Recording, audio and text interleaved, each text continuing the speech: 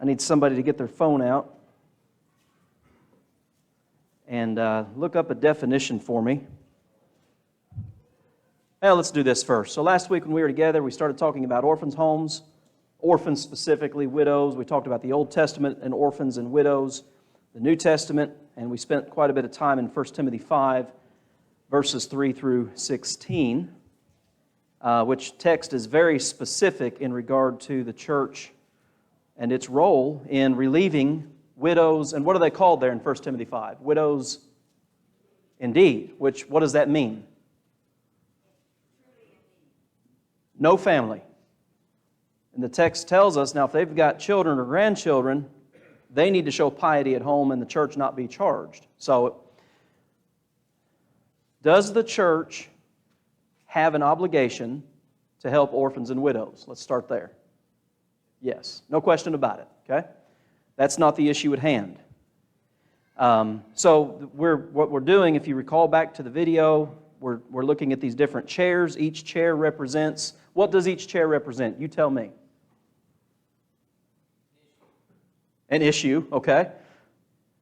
A little more specific. That's correct.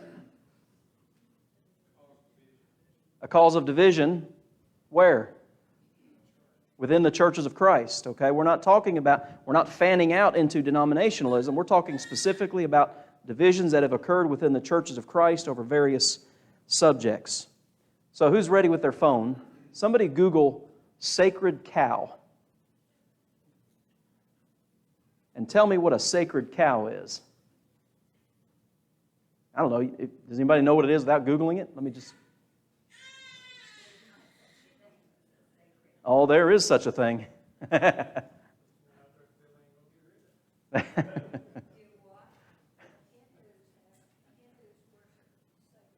Okay. Well, I'm not talking about world religions. I'm talking about the church. What is a sacred cow? Figure of speech for something considered immune from question or criticism, especially unreasonably so. Wonderful definition.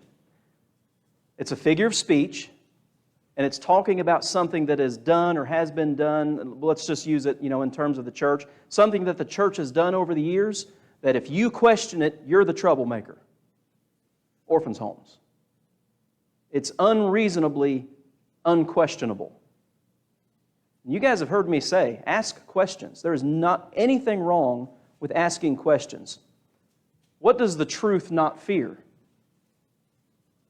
Truth doesn't fear questions. And so if you don't want to be questioned, I'll tell you, I had a concern teaching this class, even with the young adults, because I didn't want, and I've talked about this before, okay? And you guys have heard me say this kind of thing. I've never heard of that before, therefore, what? It's wrong. I've never heard that. It must be wrong. Well, if you're all-knowing, okay, if you know everything, then I may listen to you. But as far as I know, nobody in this room knows everything. And that may be hard for us to admit. So a sacred cow, let's just use it in terms of the church. It's something that's held as sacrosanct. You cannot question it. And again, if you question it, you're the troublemaker. Now, that is not a good mentality to have. If you do something just because you've always done it and you refuse to be asked any questions or to go under any scrutiny about it, you're the problem. Okay? That makes sense? Truth doesn't fear being questioned. So I want to read some things to you here. Oh, let's do this real quick. So we kind of ended last week. What is a proxy? What is something when something is done by proxy? Okay, something is done in the place of something, or through or by maybe somebody else. You can do like a proxy vote on certain things. So then, what is proxy benevolence? I kind of illustrated it last week with the three works of the church have been historically listed as evangelism, edification, and benevolence, right? You guys have heard that before? evangelism, edification, and benevolence. Benevolence is goodwill, helping those who, let's say, cannot help themselves, orphans and widows, things like this. Proxy benevolence would simply be, let's say, a local congregation. We'll just send money somewhere. Is there anything wrong with sending money somewhere to help? No. I mean, that's, again, I mentioned this last week towards the end too. Read Philippians 4, verses 14 through 19 if you want to look at that. There's not a thing in the world wrong with congregations pooling together and helping each other out. I mean, isn't that what they did in the first century, right after the church was established? What did the Christians in Jerusalem do for those who were in need? They sold their houses and their possessions. They laid them at the apostles' feet, and the apostles made distribution as every man had need. And then, of course, we looked at that collection. Remember the verses. Acts 11 was the prophecy of a famine, remember, in the days of Claudius Caesar. Acts 11, 27 to 30. It's connected to Romans 15, 1 Corinthians 16, 2 Corinthians 8 and 9, and Galatians chapter 2. All of those passages are talking about the same benevolent work of multiple churches. That's why in 1 Corinthians 16, Paul says, now concerning the collection for the saints, notice it's not the collection of the saints. It's the collection for the saints. As I have given order to the churches of Galatia, even so do ye. Upon the first of every week, let each one of you lay by him in store. You guys remember what that word store means? I told you. I'm sure that sounds great on the live stream. You guys remember what store means? Robert, what do we call where the money is here? The treasury. That's the Greek word there. You lay it aside, you treasure it. And then he goes on to say that there be no gatherings when I come. And when I come, whoever you want to send with me, we'll take the money together. Now, why did they want to do it that way? Why not just one person? Security? Who said that? Security? Okay. Keep things above the board. Make sure there's no shipping and handling fees withdrawn on the trip. Sir? Protection, yeah. All right. So, proxy benevolence. Okay, so back to what I was saying before I got off on the passages. Proxy benevolence would be a congregation, a local congregation, saying, we will send money to such and such a place, but we're not going to do anything locally because our money's going here. There's nothing wrong with sending money somewhere to help something. But does that relieve you of your obligation in the local community to be the church? Can you just say, okay, somebody calls the building, and this happens regularly. It happened, in fact, last week. This is my situation. I need some help. I'm sorry, we already send money to an orphan's home. We can't help you. Is that how this works? Is that benevolence? Okay. Parachurch. What does that word mean? What is the prefix para?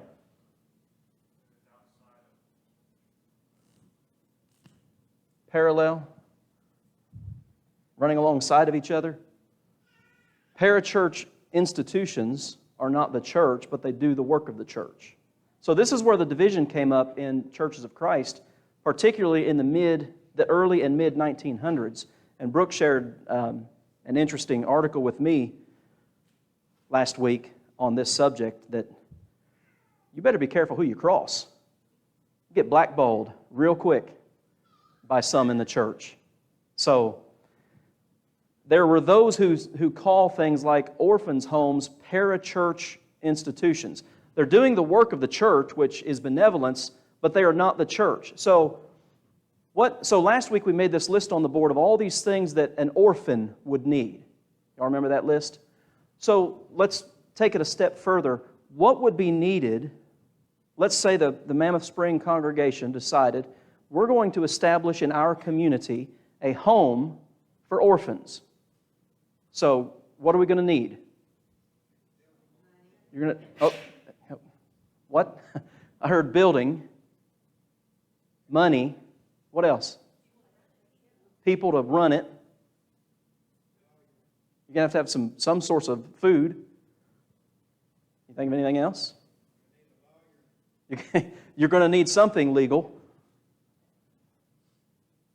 So this is not just a, let's slap it together and get started. And I think that's where a lot of the issue is that, well, not a lot maybe, but a big part of the issue that came up is, okay, so the church is to help orphans, yes. The church is to help widows, yes. But when you start purchasing property, nobody said that. You got to buy a piece of land. You got to put you're going to need more than one house probably. You're going to need water, electricity, insurance. Who's going to run it? Are you going to pay them? So now this money that's supposed to be focused on orphans and widows, where's it going? The material things. Now, but those material things what are they doing though? They're ultimately trying to help the children. So, here's what I want us to talk about tonight. Any questions or comments on any of that before I go any further? Are not most Christian children homes that we would support or whatever, are they not sort of run by the church or church work? Well, typically they're run by a board of directors from various locations. And that's another problem that came up in this discussion. Debates between preachers in the churches of Christ and things written in like the Gospel Advocate and these papers that were out years ago going at war with each other. That was the problem. The church isn't doing it. They've hired a board of people. These people are making a salary. And who's overseeing it? Is there an eldership overseeing it? So that was all part of the discussion and part of the non-institutional, okay, you guys have heard of anti? Well, typically we mispronounce it. Antis, y'all have heard of an antis? Well, they're anti-institutionalism because all this money's going to all these places and there's a board of directors and again there's salaries and there's a lot. Here's the question though. Does the church have authority to function that way? That's kind of what I want to get at tonight in our discussion. How are we, so let me do this.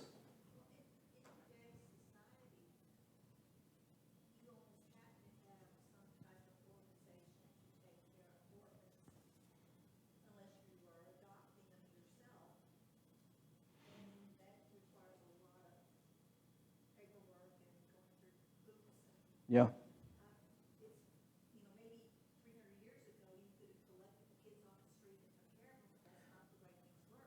Yeah, well, you got, bureaucracy, the red tape, as we say, a lot of steps to go through before you would even get started. And I think that's part of the problem is where's all this money going that's supposed to be right now helping orphans? It's going to the government for certain things, and here, insurance companies. So that was part of the struggle with where's all this money going. So, okay.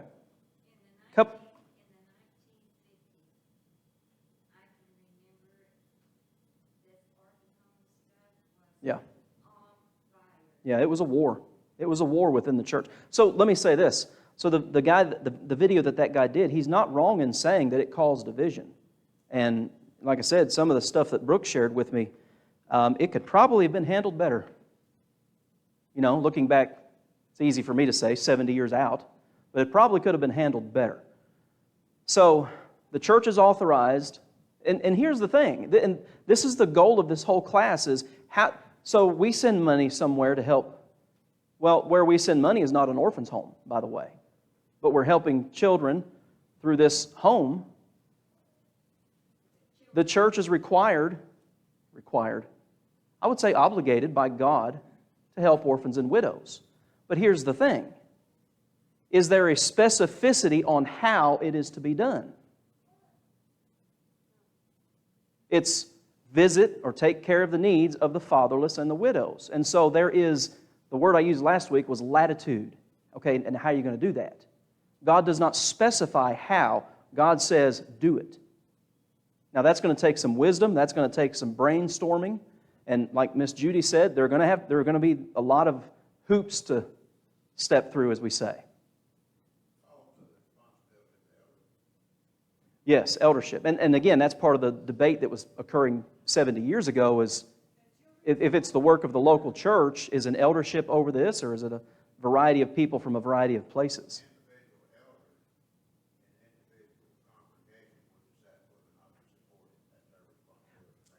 Yes, church autonomy. Absolutely. Did you say something? The children's home in Perryville was started by the church. Yes. Local church there. Mm-hmm. Right. It started by the local church, yes. And most of them were started in that way by a local congregation. So what we're talking about ultimately is, again, and that's my whole purpose for this class, is Bible authority. How do we know what we're doing is acceptable to God? And the thing that he kept talking about was innovations versus additions. Nope, those are the same thing. Additions and innovations versus aids or expediencies. Things that an expedient is something that helps you accomplish a directive or a command that was already given. So, pure religion and undefiled is to visit the fatherless and the widows. How do you do that? God did not lay that out for us. So,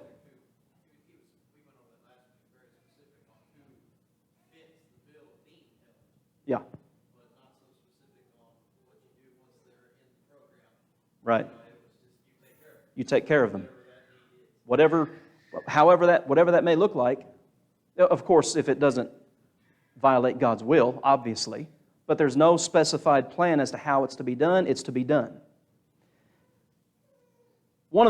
And so I posted in our private group what I wanted us to talk a bit about tonight was generic authority versus specific authority. So, how are we supposed to draw, and I mean, this is not just the Bible and scriptural things, but what is the best way to come to a logical conclusion? What do you need to look at to come to a logical conclusion? Well, but aside from that, all the facts. You've got to pull in all the evidence. So if we're talking about the Bible, well, what can I find in the Bible, and specifically for us, in the new covenant of Jesus, to help us help the orphans and the widows? What is the difference between... Okay, let's do it like this. Let's go to Genesis chapter 6. And let me get there and I'll tell you what to read. I want somebody to read Genesis 6.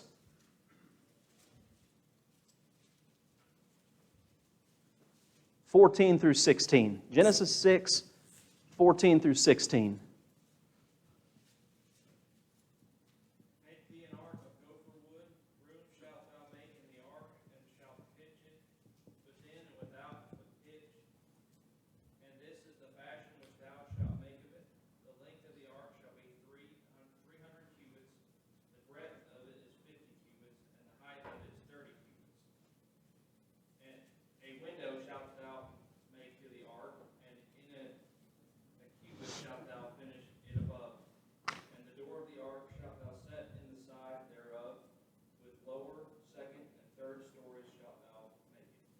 Okay. So you guys are looking at that passage. Tell me some specific commands that God gave to Noah. Okay. One window and one door. What else? Okay, the length, width, height, material.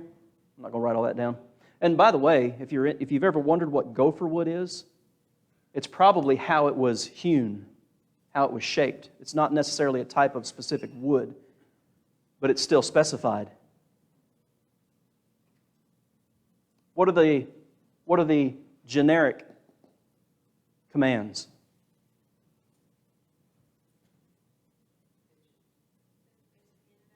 Okay, pitch it in and out.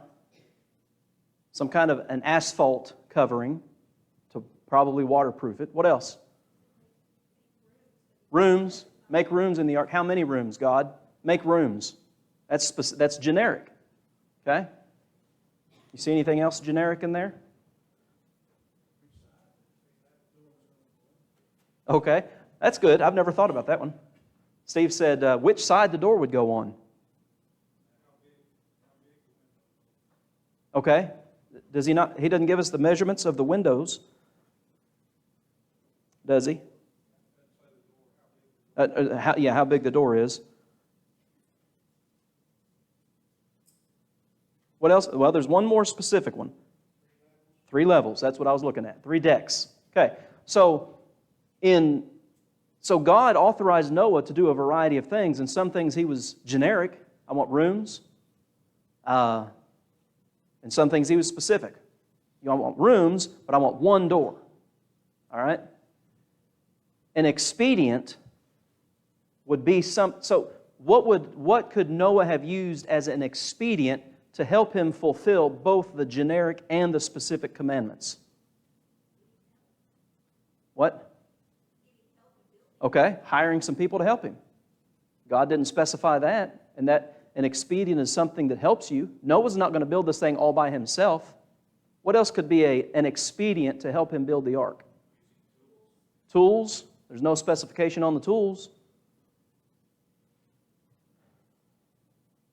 What time of day was he supposed to work? I mean, we could go to different places. It might be more expedient for him to work in the day. He can see better, you know. So, when we're talking about generic and specific commands, we're talking about expediency. When God commands something, and He's specific about it, you can use things that are helpful, that are expedient, to accomplish that task. This is an old example. I suppose I've heard, I don't know how many preachers use it. Go into all the world and preach the gospel. The generic is go. How can you go? How would they go in the first century? They'd walk, maybe a horse, maybe a boat. The specific is preach the gospel. So, when God gives you commandments, you might use some expedient to help you. The expedient today in mission work would be an airplane. If you're going overseas, you don't want to have to take a boat. You could, but it'd be a lot quicker to get through there, get over there on an airplane.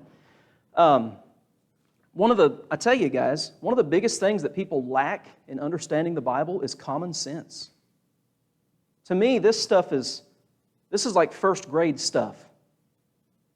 God was very specific in some instances. God was generic in some instances. Here's what I've told you to do. Pure religion is to come to the aid of the fatherless and widows. That's a generic, it's a command, but it's generic. How do you do it? Well, I would say you do it wisely, within the bounds of Scripture, but there is no specificity on how it's to be done, other than that it is done. Pattern, yeah. Yeah, that's a bad word. I did a lecture on that in Memphis in March on patternism. And to some preachers, man, if you talk about a pattern, what are you? You're a digressive, liberal, ultra-conservative, right-wing. I mean, they just go all over the board with the names they'll call you. Because, religion's there's no logic to it. What is an implication?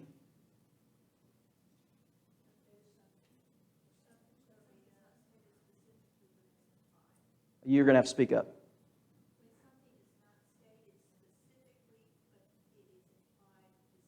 Yeah. Something is not, it's not stated specifically. I'm telling you something, and it's kind of like that old saying, are you picking up what I'm laying down? I'm not telling you specifically, but you infer. The person speaking implies. So I'll give you one example from the Bible. The Bible implies that Saul of Tarsus repented of his sins. It never says it directly, but the implication is there. You and I infer that Saul repented. We know he was baptized. We know who baptized him. Now, why would we infer that he repented? His actions, it's not directly said that he did, but we can look at the evidence and we can come to a logical conclusion. All right? So here's this discussion about the silence of Scriptures. Let's go to Hebrews 7. Hebrews chapter 7. So based on everything we've said so far, could we come to the conclusion that an orphan's home is a scriptural method of the church helping orphans? I think so. The command is to help orphans. That's specific. It's generic when it says, help the orphans. So, Hebrews 7, somebody read verse 14, please.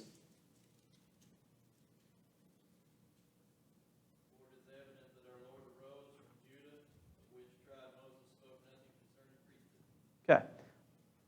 Jesus came out of Judah, of which tribe Moses spoke nothing concerning priesthood. If he spoke nothing about Judah, what is that? That's silence. So talking about biblical silence is legitimate because the Bible itself does that. But silence in and of itself is just silence. Was God specific in terms of the Old Testament priesthood?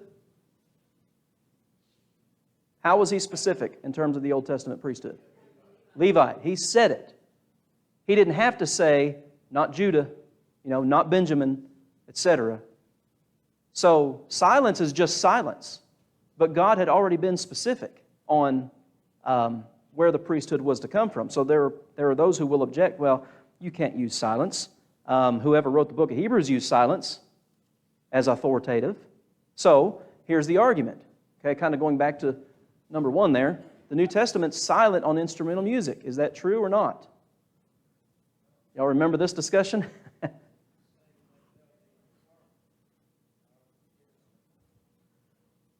Sure about that? I'm asking a specific question. Is the Bible silent on... No, wrong question. Is the New Testament silent on instrumental music in the worship of the church? Yes.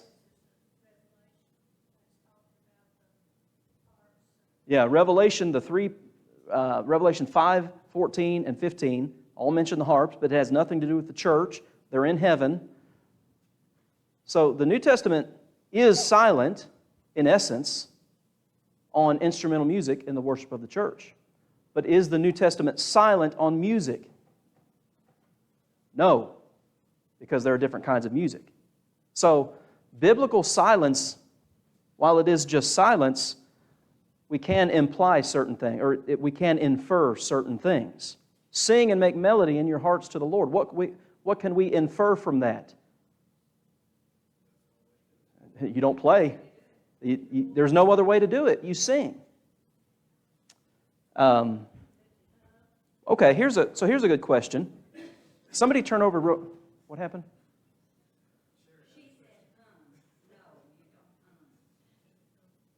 Humming? Is that what you? That's what Sharon said. She's calling you out. Somebody turn over to. She's pointing too. So somebody turn over to Hebrews 11. Hebrews 11. That happened in Harrison. When I went to worship there one time, the song leader said, I want so-and-so to sing, and the other group hum. And it really caused trouble. Somebody read Hebrews 11:4. That's not singing, is it? Hebrews 11:4.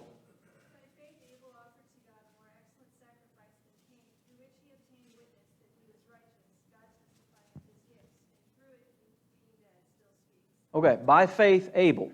All right, so we've talked about this before. What chapter of the Bible is Cain and Abel?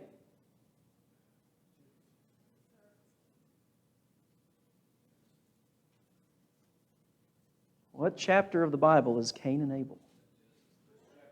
Genesis 4. There you go. I'm going to start a Pew Packers for you guys. Is there any directive in terms of their sacrifice prior to their sacrifice? No. Not for us. And yet, what Sarah just read says, by faith, Abel offered a more excellent sacrifice. So, well, what can you and I infer from what that verse implies about their sacrifices? They knew how to do it. Because how does faith come? Faith comes by hearing. The only way that Abel could have offered by faith was for him to have a word from God about it. And the only way that God would say, okay, yours is better than his, you go back to Genesis 4, and you remember Cain was, the old king says he was wroth. His countenance changed. And God said, I think this is Genesis 4 and verse 7, do you have any right to be angry? If you did what was right, would you not have been accepted? Well, how would they have known what was right other than them having been told? But you and I have no record of them having been told what to sacrifice. We just have implications in the biblical text, and we infer God at some point in time told them what to sacrifice, and Cain didn't do it. Does all that make sense?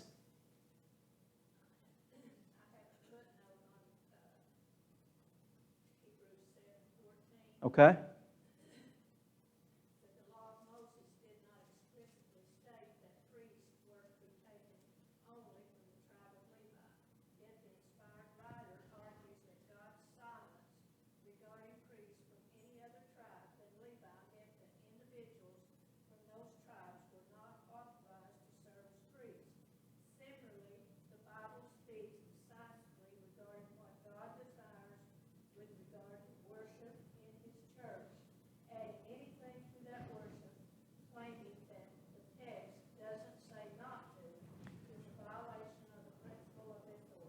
Okay, that's what I wanted to get to.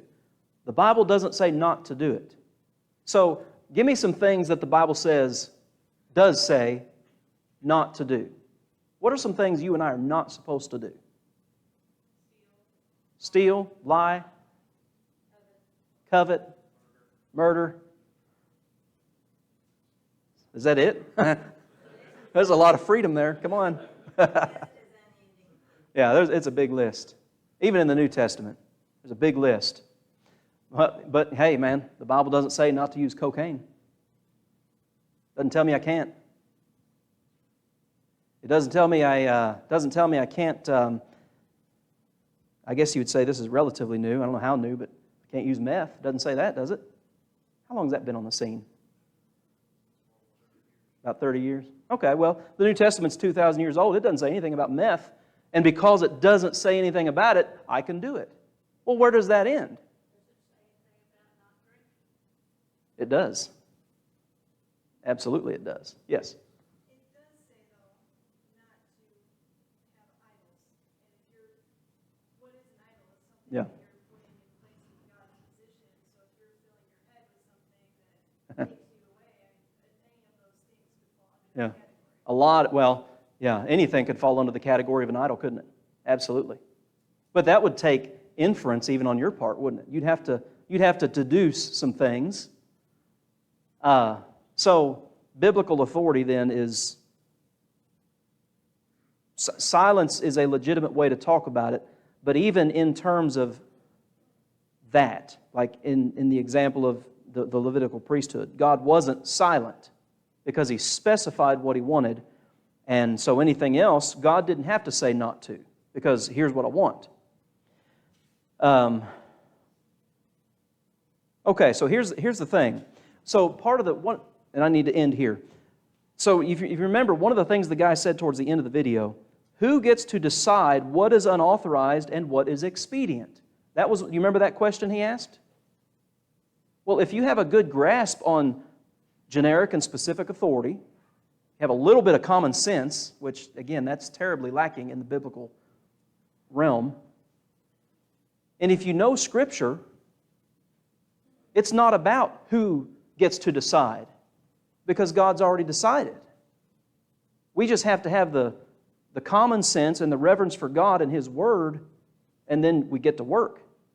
I think a lot of these guys, and this is just my opinion, and this is probably a dumb thing to say for a preacher, but preachers are a cause of a lot of the trouble of this kind of stuff, because they formulate their hypothesis, let's say, and then they want to go out and debate somebody about it.